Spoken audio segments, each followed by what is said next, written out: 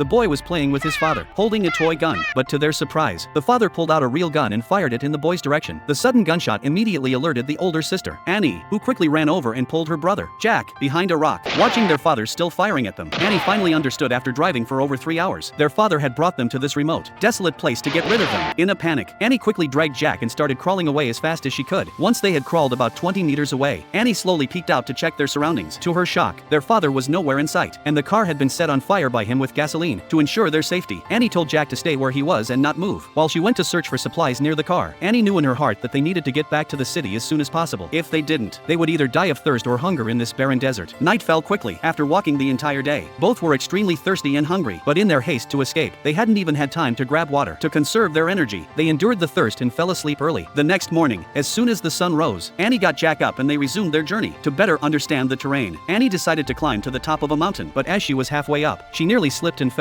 Fortunately, they were being cautious, and after much effort, they finally made it to the top. But when they reached the summit, the sight before them filled them with utter despair. All they could see were mountains surrounding them, and there was no sign of the city anywhere. What was even worse was that they didn't have a drop of water on them. They needed to find water quickly, but after walking for a long time, they hadn't found any. With no other choice, they decided to rest and conserve their energy. Luckily, Annie found a few drops of water in a broken can and quickly handed it to Jack. After a brief rest, they began walking again, but in the scorching heat of the desert, their bodies quickly dehydrated. After passing a hill, Jack lost his footing and rolled down the slope.